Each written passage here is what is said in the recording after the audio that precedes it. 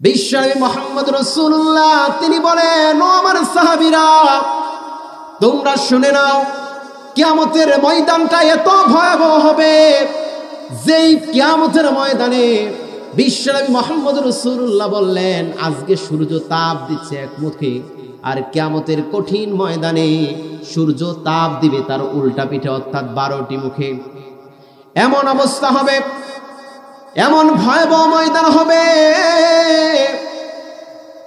বিশ্বনবী এমন করে বললেন, সাহাবীদেরকে বললেন, সূর্যটা মাথার আধাত উপরে উঠবে এবং 12 মুখে তাপ দিতে থাকবে। বিশ্বনবী বললেন, ও আমার সাহাবীরা, এমন ময়দান হয়ে যাবে, যার যেরকম গুনাহ থাকবে, কারো দেখবেন মাথার মগজটা গলে গলে সেই কিয়ামতের কঠিন ময়দানে যেমন বন্যা হয়ে যাবে, মাথার মগজগুলা গলে গলে পড়ে যাবে, হাত পা গুলা গলে গলে পড়ে যাবে, এমন কঠিন ময়দান থাকবে। বিশ্বনবী মুহাম্মদ রাসূলুল্লাহ বললেন, ও আমার সাহাবীরা, হিসাবের দিনটা এমন কঠিন হয়ে যাবে, সন্তান মাকে জিজ্ঞাসাবাদ করা হবে, কি তোমার সন্তান? মা বলবে, দুনিয়ার জমিনে আমার কোনো বিবাহ হয় নাই, আমার কিভাবে সন্তান হবে?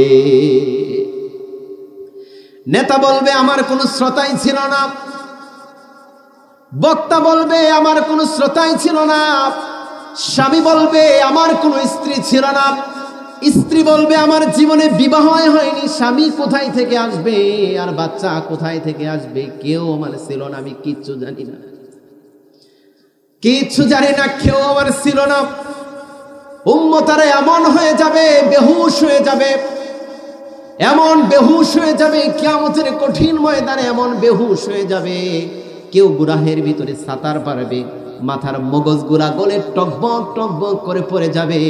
সেই কিয়ামতের ময়দানের কথা রাসূল বললেন। এমন রাসূল বললেন, সেই কিয়ামতের কঠিন ময়দানে বিচার কার্য শুরু হবে। আর একদিকে রাসূল সাল্লাল্লাহু আলাইহি সাল্লাম একবার জান্নাতের গেটে যাবেন, আবার আরেকবার জাহান্নামের গেটের দিকে যাবেন। বিশ্বনবী এভাবে দৌড়াদৌড়ি করবেন। আল্লাহ রাব্বুল আলামিন দৌড়াদৌড়ি করার পর বিশ্বনবী এক জায়গায় তিনি সেজদাতে লুটিয়ে যাবেন। বিশ্বনবী দেখবেন, আমার হাজার হাজার উম্মত জাহান্নামে চলে যাচ্ছে। এ দেখে বিশ্বনবী আরশে আজিমের নিচে আল্লাহর কদমে, কুদরতি কদমে সেজদায় পড়ে যাবে। বিশ্বনবী মুহাম্মদ রাসূলুল্লাহ, দয়ার নবী, মায়ের নবী, সেজদায় যখন পড়ে যাবে, বিশ্বনবী মুহাম্মদ রাসূলুল্লাহ সেজদায় পড়ে গেলেন। সেজদায় পড়ে যাওয়ার পর রব্বুল আলামিন বলবে, দোস্ত, ও আমার বন্ধু, দুনিয়াতে এমন কোনো কষ্ট নাই যে আমি তোমাকে দেই নাই, দুনিয়াতে এমন কোনো কষ্ট নাই যে তুমি পাও নাই। দুনিয়ার কাফের মুশরিকরা এত খাবার খেলো, এত কিছু করলো, এত সুখ সৌন্দর্য তারা ভোগ করলো, এমন কষ্ট তারা করলো, এমন সুখে জীবন যাপন করলো, আর আমার নবী দিনের পর দিন না খেয়ে আপনি পাথর বেঁধে থেকেছে। উহুদের ময়দানে যেই শরীরে আপনার জন্য মশা মাছি পড়া হারাম ছিল, সেই কঠিনময় সেই শরীরে কাফেররা আঘাত করেছে, রক্ত ঝরেছে ময়দানে। আর হে রাসূল, এই কিয়ামতের ময়দানে আমি দুনিয়াতেও কষ্ট দিয়েছি, কিয়ামতের ময়দানে আপনাকে আর কান্নাকাটি দেখতে যায় না। আসসালামু আলাইকুম ওয়া রাহমাতুল্লাহি ওয়া বারাকাতুহু। আপনারা সবাই কেমন আছেন? ভালো রাখার মালিক কে? সুখে রাখার মালিক কে? সব সময় প্রশংসা করব কার? সুখে থাকলে প্রশংসা করব কার? একটু চিৎকার দিয়ে বলেন, সুখে থাকলে প্রশংসা করব কার? দুঃখে থাকলে প্রশংসা করব কার? ভোট চুরির সময় প্রশংসা করব কার? মানুষের ঘর ভাঙার সময় প্রশংসা করব কার?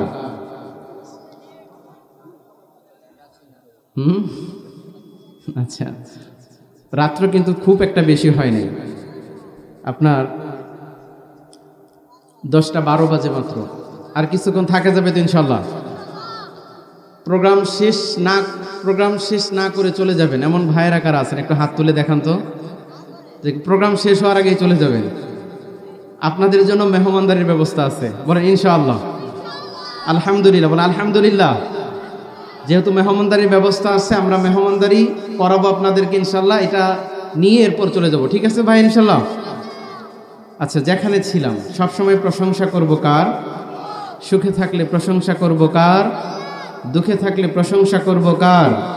এই জন্য হৃদয়ের যতটুকু ভালোবাসা আছে সমস্ত ভালোবাসাটুকু উজাড় করে দিয়ে সেই মহামণ্ডিত রবের দরবারে একবার কালিমাতুশ শুকর আদায় করছি, বলি আলহামদুলিল্লাহ। দরুদ ও সালাম পেশ করছি বিশ্ব নবী রহমাতুল লিল আলামিন, যে নবীকে আল্লাহ তাআলা সর্বশেষ এবং সর্বশ্রেষ্ঠ মর্যাদা দিয়ে সৃষ্টি করেছেন, সেই নবীর শানে একবার বলছি সাল্লাল্লাহু আলাইহি ওয়াসাল্লাম। প্রাণ ভরে কলিজা ভরে দোয়া করছি সেই সব মা এবং বাবাদের জন্য, যেই সব মা বাবাদের জন্য আমরা দুনিয়াতে আসলাম, তারা যদি দুনিয়ার জমিন থেকে বিদায় হয়ে থাকে, আল্লাহ তুমি তাদেরকে জান্নাতুল ফেরদাউসের মেহমান বানাও, বলুন আমিন। পরিশেষে দোয়া করছি সেই সব ভাইদের জন্য যাদের রক্তে ঘাম ঝরানো, যাদের রক্ত ঝরানোর কারণে আজকের তাফসির মাহফিলগুলা ভালো পরিবেশের মাধ্যমে করা যাচ্ছে, কথা বলেন ঠিক কিনা? সেই সব ভাইদের জন্য প্রাণ ভরে কলিজা ভরে দোয়া করছি বৈষম্য বিরোধী ছাত্র আন্দোলনের শহীদগণ, মাদ্রাসার শহীদগণ, জাতীয়তাবাদী দলের শহীদগণ, এছাড়াও আমাদের তৌহিদি জনতা, ইসলাম প্রিয় মানুষ যারা, সাধারণ জনগণ যারা জীবন দিয়েছেন, আমরা তাদের জন্য প্রাণ ভরে দোয়া করছি, আল্লাহ তুমি তাদের শহীদি মর্যাদা দান করো, বলুন আমিন। একটু জোরে বলুন না আমিন। আমি বর্তমান প্রেক্ষাপট নিয়ে কিছু কথা বলবো, এরপরে ইনশাআল্লাহ আমি আমার আলোচনায় চলে যাব, বলেন ইনশাআল্লাহ। এত সুন্দর একটি পরিবেশ আমাদেরকে দীর্ঘ 15টি বছর প্রায় উপহার দিতে আমাদেরকে কেউ পারেনি। যাদের রক্ত এবং জীবনের মধ্য দিয়ে এই পরিবেশ পরিবর্তন হয়েছে, তাদের জন্য দোয়া করা দরকার, আছে না নাই? একটু জোরে বলেন, আছে না নাই?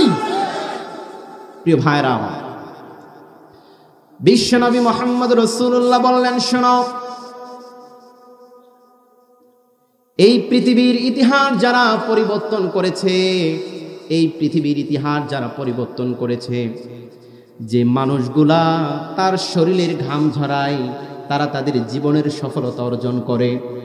আর এই যে মানুষগুলা, মুসলিমগুলা, যারা জমিনে যারা রক্ত ঝরায়, যারা জীবনে যারা রক্ত দিয়ে যায়, তারা এই জমিনের ইতিহাস পরিবর্তন করে দেয়।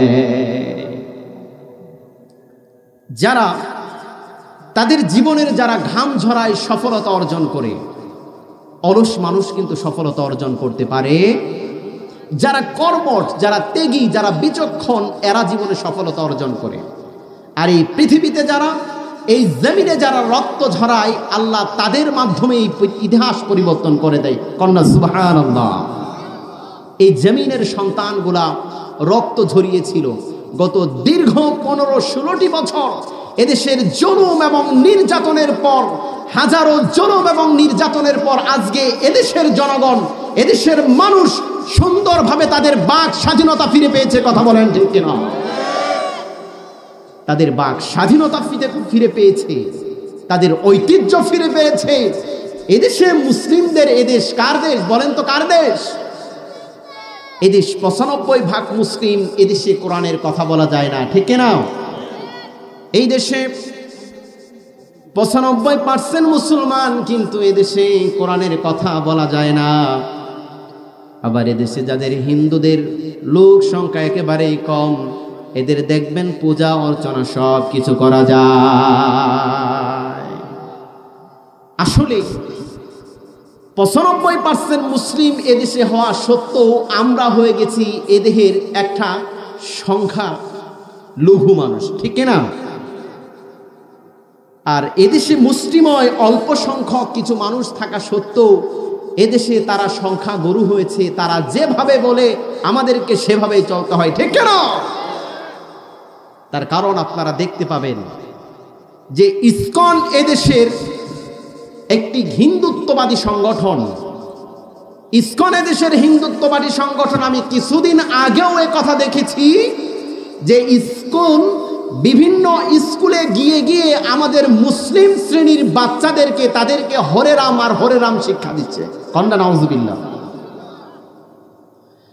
আর এদেশের ইসকন সাধারণ একটা সংগঠন হয়েও তারা এদেশের মানুষের মনে তাদের হরে রাম শব্দগুলো প্রচার করে বেড়াচ্ছে। আর এদেশের সংখ্যাগরিষ্ঠ মুসলিমরা কোরআনের কথা বলতে গেলে তাদের টুটি চেপে ধরা হয়েছে। যারা ইসলামের পক্ষে যারা কথা বলেছে, কোরআনের পক্ষে যারা কথা বলেছে, যারা সমাজ সংস্কারের জন্য যারা কথা বলেছে, তাদের টুটি চেপে ধরা হয়েছে। কথা বলেন ঠিক কিনা? তাদের টুটি চেপে ধরা হয়েছে, তাদেরকে কথা বলতে দেওয়া। এদেশের প্রখ্যাত উলামায়ে কেরাম যারা ছিল তাদেরকে নির্যাতন করা হয়েছে। এদেশের প্রখ্যাত রাজনীতিবিদ যারা ছিল তাদেরকে কঠিন কারাবরণে তাদেরকে নির্যাতন করা হয়েছে। এদেশের সাধারণ জনতার বুকে গুলি চালানো হয়েছে। এদেশের সাধারণ তৌহিদি জনতার বুকে পাখি যেভাবে ঠিক সেভাবে মারা হয়েছে। কথা বলেন ঠিক কিনা? প্রিয় ভাইরা আমার, এই সমাজ আর এই দেশ এক সময় পরিবর্তন হয়েছে। আমরা বলি আলহামদুলিল্লাহ।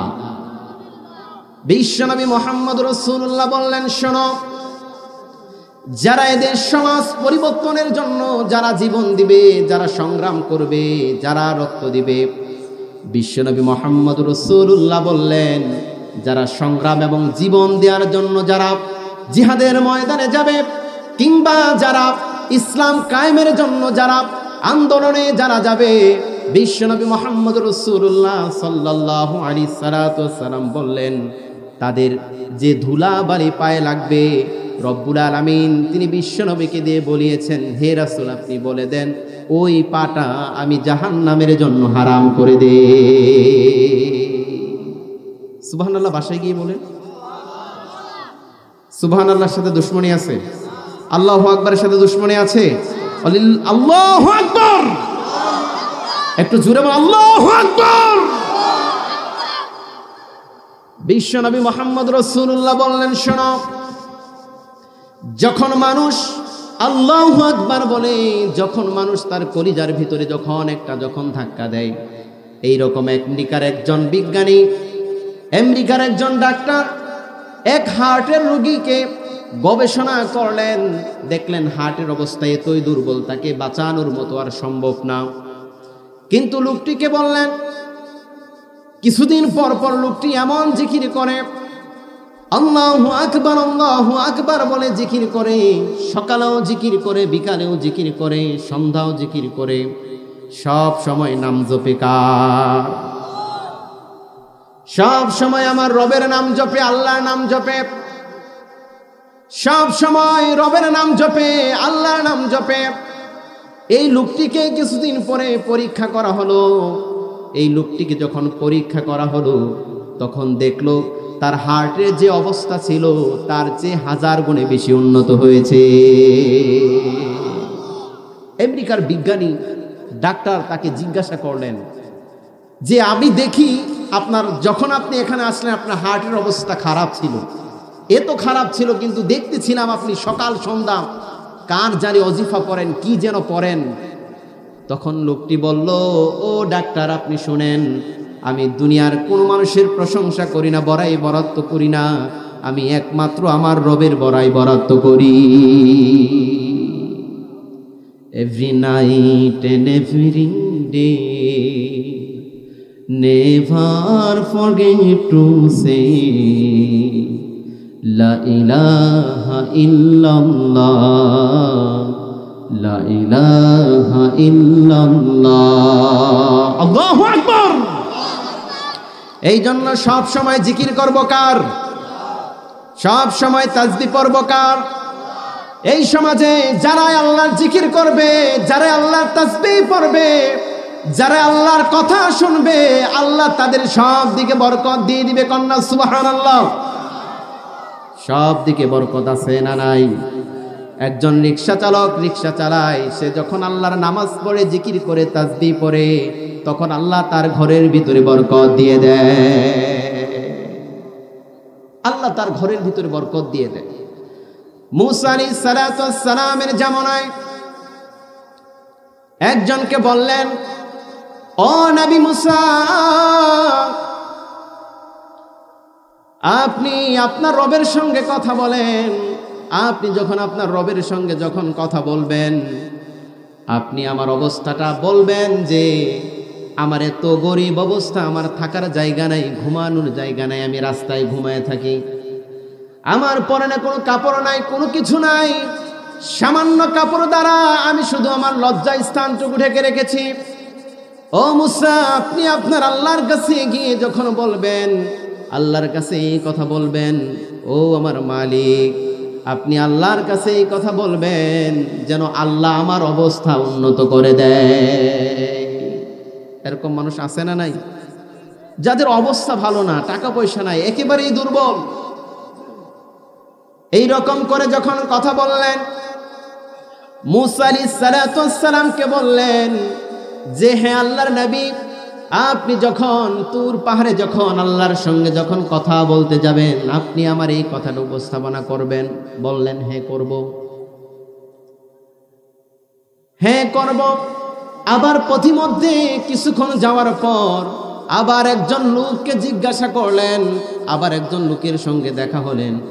মুসা আলাইহিস সালাতু ওয়াস সালামকে বললেন, আল্লাহর নবী আপনি শুনেন, আমার এত সম্পত্তি, এত সম্পত্তি, এই সম্পত্তিগুলা কাকে দিব? আল্লাহ যেন আমার সম্পত্তিগুলা কমায় দেয়। এত সম্পত্তি, এটার হিসাব দিব কিভাবে?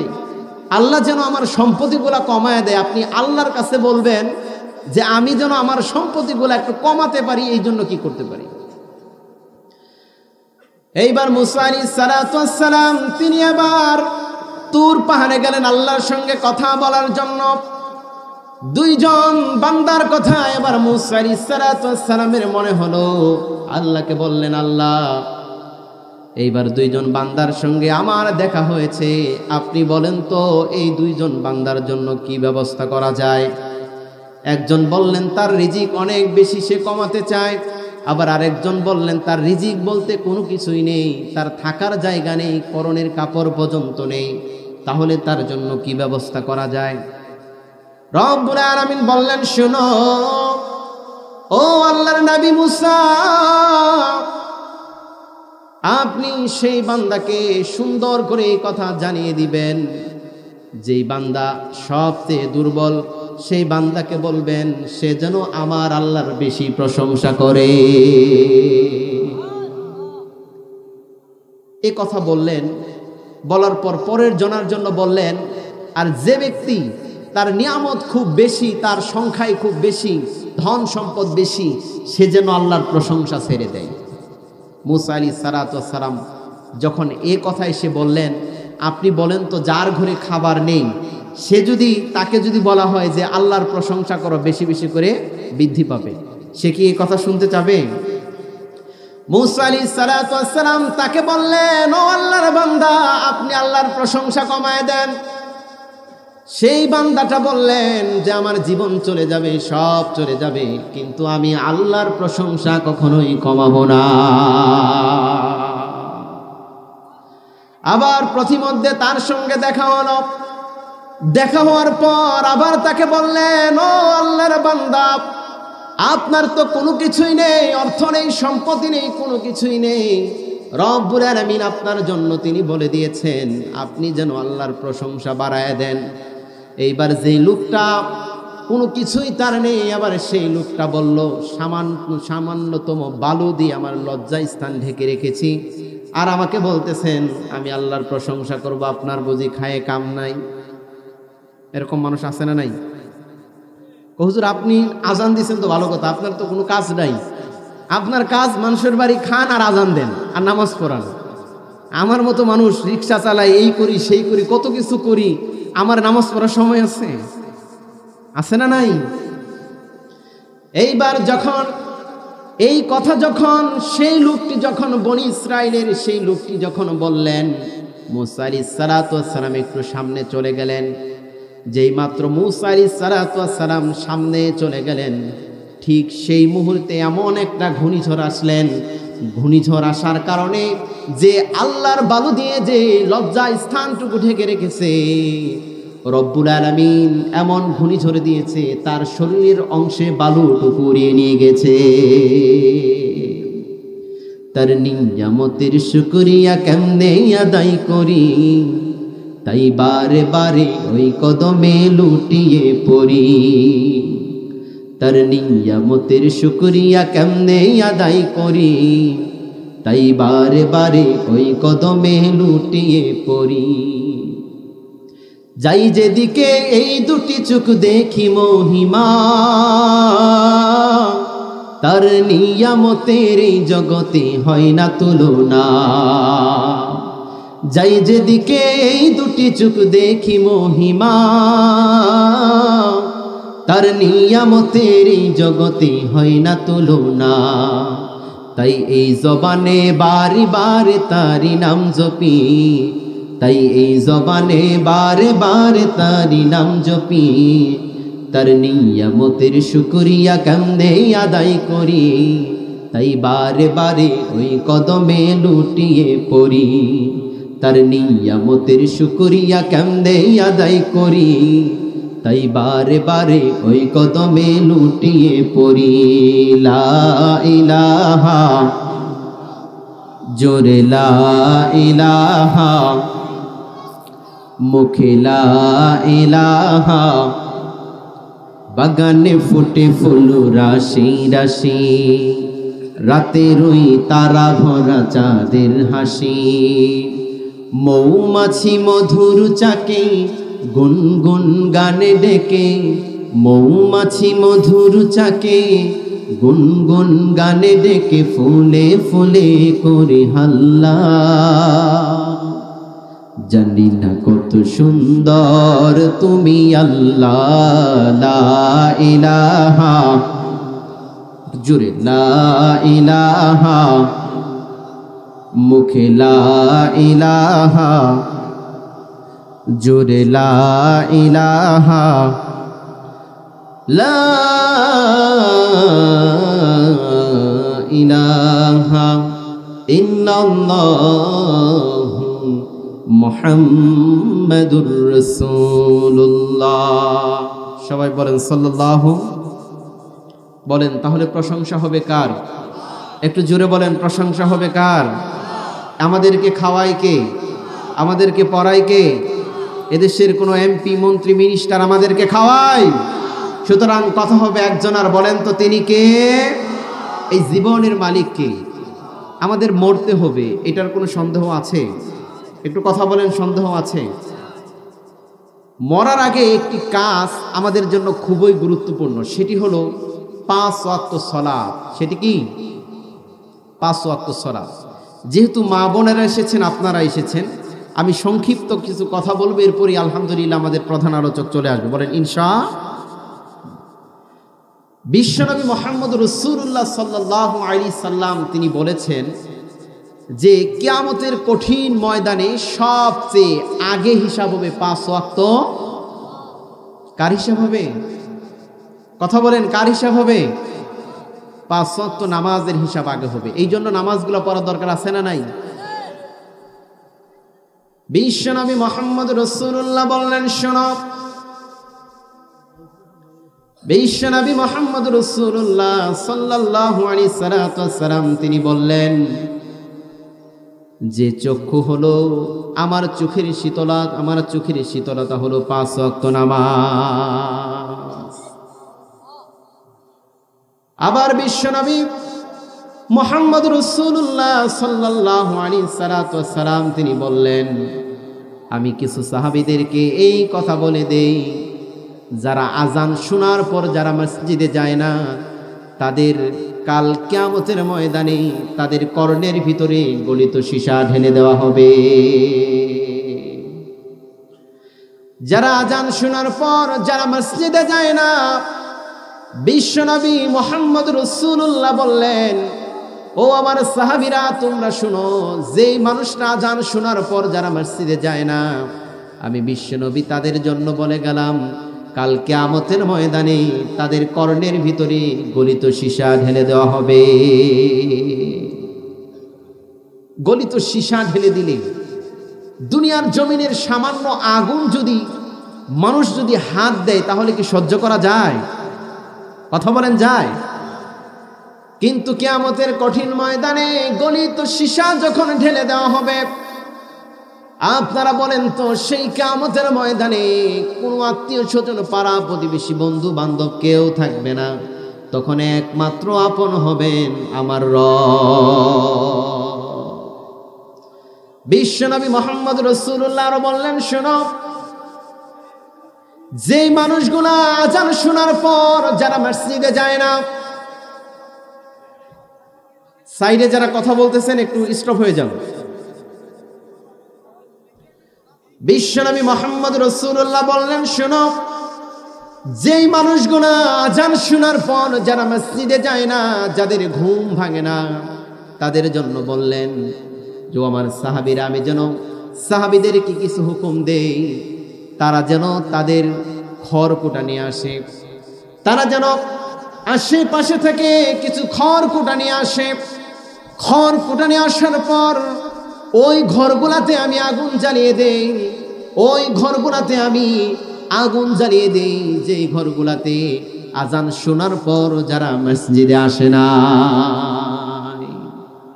ওই ঘরগুলাতে আমি যেন আগুন লাগিয়ে দিই, ওই ঘরগুলাতে আমি যেন আগুন জ্বালিয়ে দেই যেই ঘরগুলাতে আযান শোনার পর যারা মসজিদে আসে নাই। তাহলে আপনারা বলেন, এখন বলেন, 5 ওয়াক্ত নামাজের দরকার আছে না নাই? বিশ্বনবী মুহাম্মদ রাসূলুল্লাহ যেদিন ইন্তেকাল করবেন, যেদিন উফাত গ্রহণ করবেন, বিশ্বনবীর পাশে তার কলিজার টুকরা আয়েশা বসা, বিশ্বনবীর পাশে খাতুনে জান্নাত ফাতেমাতুজ জোহরা সেখানে বসা, বিশ্বনবীর নাতিরা হাসান হুসাইন সেখানে বসা। বিশ্বনবী মুহাম্মদ রাসূলুল্লাহ বললেন, ও আমার মানুষেরা, তোমরা শোনো, বিশ্বনবী তার উফাত কালে তার কলিজার টুকরা নাতির কথা বললেন না, বিশ্বনবীর উফাত কালে কলিজার টুকরা সন্তানদের কথা বললেন না, খাতুনে জান্নাত ফাতেমাতুজ জোহরার কথা বললেন না।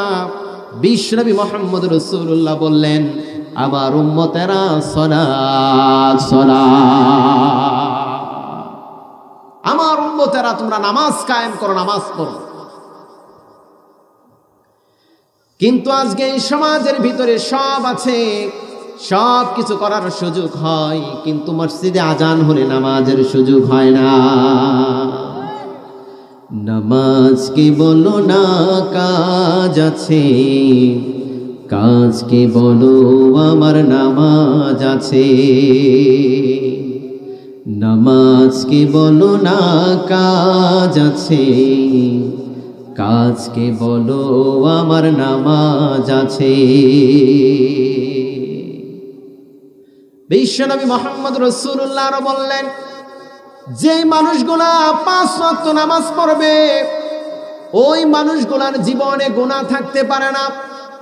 বিশ্বনবী মুহাম্মদ রাসূলুল্লাহ বললেন, তাদের জীবনে গুনাহ থাকতে পারে না। সাহাবীরা বললেন, ও আমার সাহাবীরা, তোমরা কি এটা মানো? এবার বিশ্বনবীর এই কথা শোনার পর সাহাবীরা বললেন, ইয়া রাসূলুল্লাহ, এটা কিভাবে সম্ভব? বিশ্বনবী বললেন, ও আমার সাহাবীরা, তোমাদের বাড়ির এক পাশে যদি একটা নদী থাকে, আর ওপারে যদি তোমাদের বাড়ি থাকে, আর তোমরা যদি সকাল বিকাল যদি ওই বাড়ি দিয়ে যদি তোমরা নদী পাড়ি দিয়ে নদীতে ভিজে যদি গোসল করে যদি ওই বাড়িতে যাও, আবার বাড়ির পাশে আসো, আর দিনে যদি এভাবে ওই নদী পার হয়ে যদি 5 বার 5 বার যদি যাও, আর 5 বার যদি আসো, কতবার হয় বলেন তো? কতবার হয়? আমার সাথে কি কথা বলতে সমস্যা হচ্ছে? বিরক্ত হচ্ছেন আপনারা? তাহলে একটু কথা বলতে হবে। বিশ্বনবী মুহাম্মদ রাসূলুল্লাহ বললেন, শোনো, সেখান থেকে যদি 5 বার যদি তোমরা যদি বাড়ির ভিতরে যাও, আবার নদী পার হয়ে যদি 5 বার যদি তোমরা যদি আবার যদি নদীর পারে চলে আসো, তোমরা বলো তো তোমাদের শরীরে কি ময়লা থাকতে পারে? সাহাবীদেরকে বললেন, ও আমার সাহাবীরা, তোমরা শুনো, যেই মানুষটা 5 ওয়াক্ত নামাজ পড়বে, যেই মানুষটা 5 বার যারা মসজিদে আযান শোনার পর যারা মসজিদে যাবে, রব্বুল আলামিন তাদের জীবনের গুনাহগুলোকে মাফ করে দিবে। এছাড়াও বিশ্বনবী বললেন নামাজের জন্য 5টি পুরস্কার। কয়টা? বিশ্বনবী মুহাম্মদ রাসূলুল্লাহ বললেন, ও আমার সাহাবীরা, তোমরা শুনে নাও, নামাজের জন্য 5টি পুরস্কার আল্লাহ দিবেন।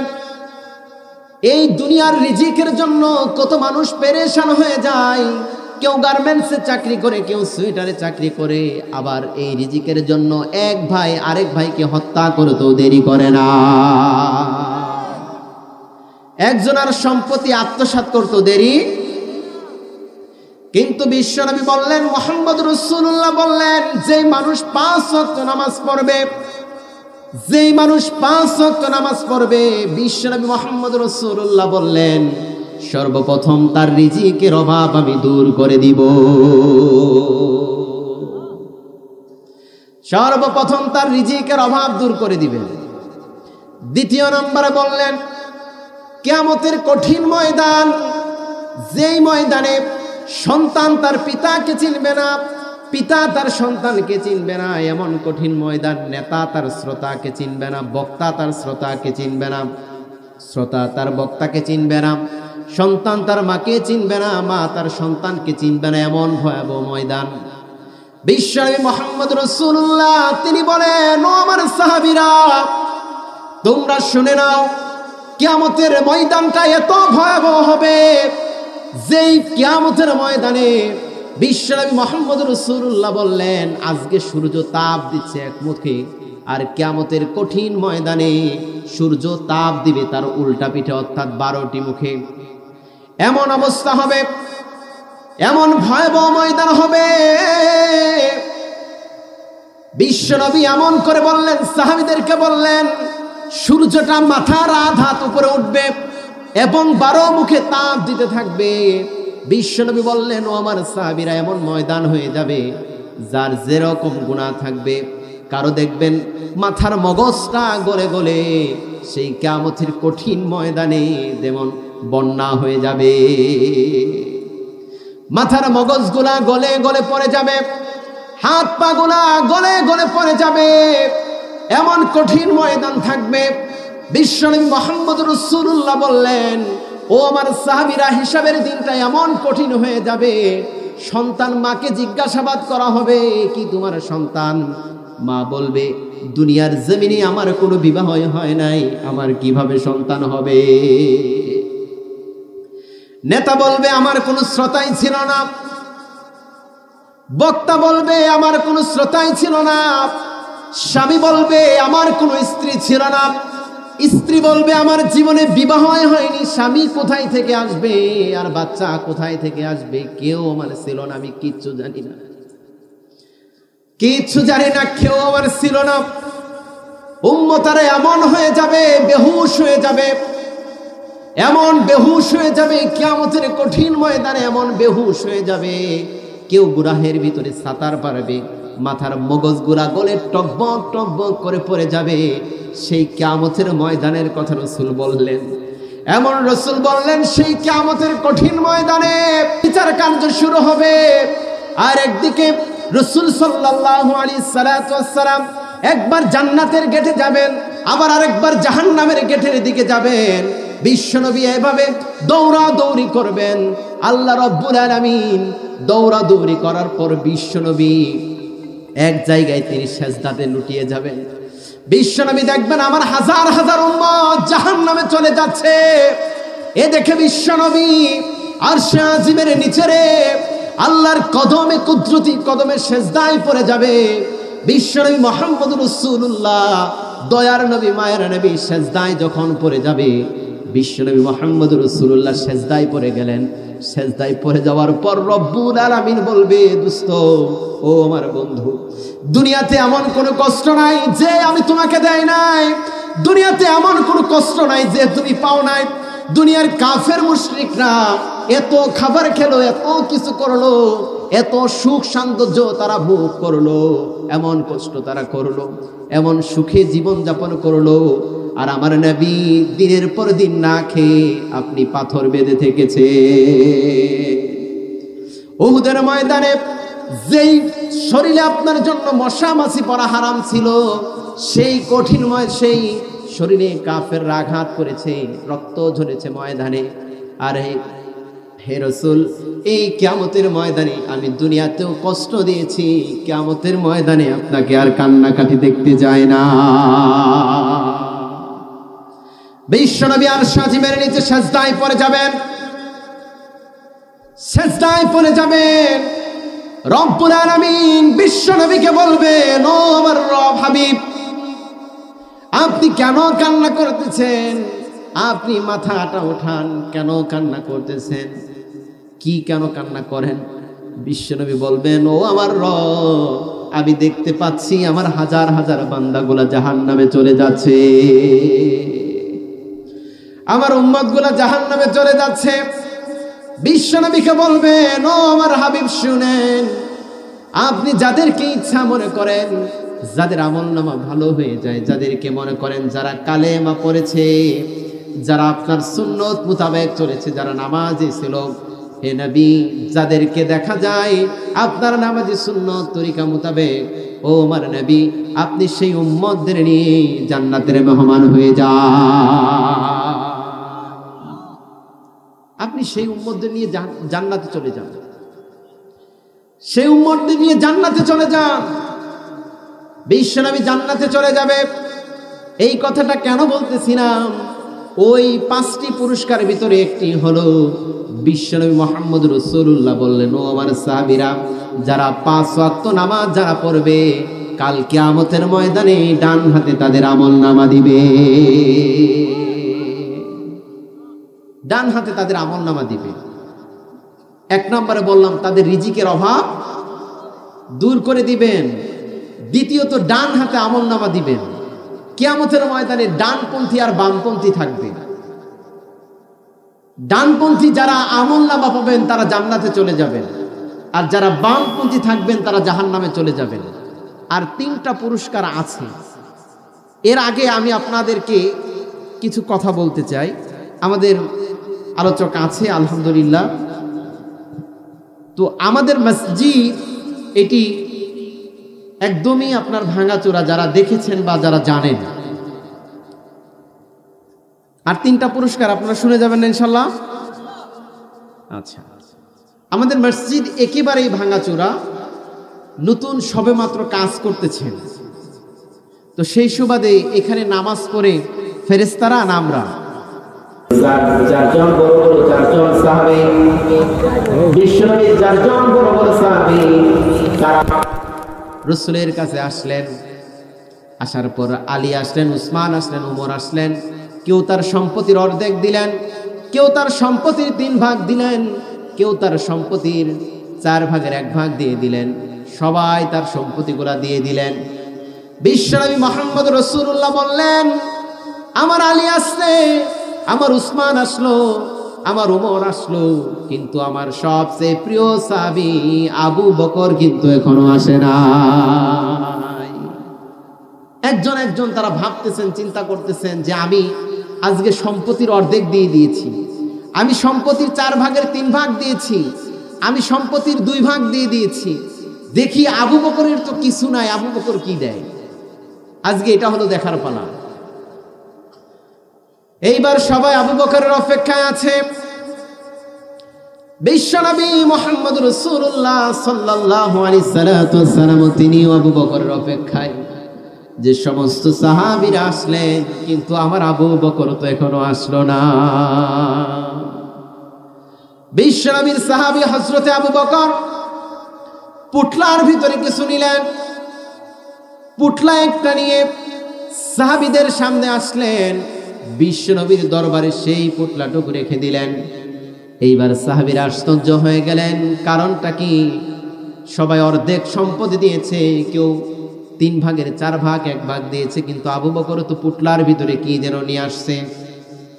সাহাবীরা আশ্চর্য হলেন, রাসূল আশ্চর্য হয়ে গেলেন সাহাবীদের এরকম দেখে। এইবার রাসূল বললেন, ও আমার আবু বকর, তুমি বলো তো তুমি এখানে কি নিয়ে আসছো? এইবার আবু বকর রাদিয়াল্লাহু তাআলা আনহু তিনি এবার সাহাবীদের সামনে তার পুটলাটা খুলে দিলেন। বিশ্বনবী এবং বিশ্বনবীর সাহাবীরা দেখে সবাই অবাক হয়ে গেছে। সেইখানে ছিল মুষ্টিমেয় কিছু চাউল আর ব্যবহার্য কিছু যন্ত্রপাতি, এই দা, বটি, কুড়াল, খুন্তি, থালা, প্লেট, বাটি, এই ধরনের কিছু জিনিস ছিল। এইবার বিশ্বনবী বললেন, ও আমার আবু বকর, আপনি তো সব কিছু নিয়ে আসলেন, ঘরের ভিতরে থেকে খাবার, বাটি, চাউল, তরকারি যা আছে সব কিছু নিয়ে আসছেন। এইবার আপনি বলেন তো, আপনার ঘরের ভিতরে আপনি কি রেখে এসেছে? আবু বকর চোখের পানি ছেড়ে দিল। আবু বকর চোখের পানি ছেড়ে দিয়ে বলল, আমার রাসূল, আমার ঘরের ভিতরে দেওয়ার মতো কিছু নাই। আমার ঘরের ভিতরে রাসূল আপনার যুদ্ধের ময়দানে দিব এমন কিছু নাই। রাসূল, আমার ঘরের ভিতরে যা ছিল সব নিয়ে আসছি। আমি আল্লাহ এবং আল্লাহ রাসূলের ভালোবাসা ঘরের ভিতরে রেখে এসেছি। কি রেখে আসছে? ঘরের ভিতরে কি রেখে আসছে? রাসূলের ভালোবাসা এবং কি আল্লাহর ভালোবাসা। আমরা এইরকম আবু বকর কে হতে চাই? বলেন তো, এইরকম আবু বকর কে হতে চায়? আমরা সবাই আবু বকর হতে চাই। আল্লাহ কবুল করুক, বলুন আমিন। একটু জোরে বলেন আমিন। আমরা সবাই আবু বকর হতে চাই, সবাই উসমান হতে চাই, সবাই আলী হতে চাই। আমাদের মসজিদের জন্য যেহেতু অনেক কিছু লাগে, জানালা, দরজা, গ্রিল, টাইলস, অনেক কিছু লাগে। এরপরে আলোচক কাছে আসবে ইনশাল্লাহ, আমি আর আলোচনা করব না। তাহলে আমি আপনাদের পরিচিত মানুষ, খুব কাছের মানুষ, যেহেতু আপনাদের মসজিদে জুমা পড়াই, তো সেই সুবাদে আমার আলোচনা করার কোনো কথাই ছিল না। এরপরও প্রয়োজনের কারণে বসতে হয়েছে। তো আমাদের ডানে বামে অনেকে আছেন, আমাদের কাউন্সিলর সাহেব আছেন, সাবেক কাউন্সিলর সাহেব, সভাপতি সাহেব আছেন। আমাদের মসজিদের জন্য 20,000 টাকা কে দিবেন? একটু খুশি মনে 5 জন ভাই বলবেন একটু। 20,000 টাকা, বেশি না কিন্তু, অল্প কিছু টাকা বলছি। 20,000 টাকা, অল্প কিছু টাকা। তোমার কথারই হৃদয় মাঝে পড়ছে বারে বারে, বাবা তুমি কেমন আছো ছোট্ট মাটির ঘরে? তোমার কথারই হৃদয় মাঝে পড়ছে বারে বারে, বাবা গো বাবা, বাবা গো বাবা,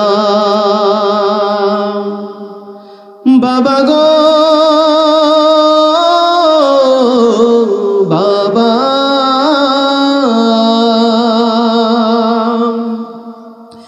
বাবা গো বাবা। কত আদর কত স্নেহ তোমার কাছে পেলাম, সব কিছু হারিয়ে আজি নিঃস্ব হয়ে গেলাম। ভালোবাসি তোমায় বাবা, বুকটা যে যাইছি রে, তোমার কথারই হৃদয় মাঝে পড়ছে বারে বারে, বাবা গো বাবা, বাবা গো বাবা। তোমার মতো এত আপন পাই না তোমার খুঁজে, তাই তো আজি ঘুমের মাঝে অশ্রুতে যাই ভিজে। সুখে থেকো পরম সুখে জান্নাতের ভিতরে, সুখে থেকো পরম সুখে জান্নাতের ভিতরে। তোমার কথার হৃদয় মাঝে পড়ছে বারে বারে বাবা গো বাবা, বাবা গো বাবা, বাবা গো বাবা, বাবা গো বাবা। ভাই এখনো কি মন গলে না? সিরিয়াল করছো গেছে। আচ্ছা, সুলতান মাহমুদ সাহেব তিনি 4000 টাকা দিয়েছেন, বলি আলহামদুলিল্লাহ। কিন্তু আমার ডিমান্ড কিন্তু আমি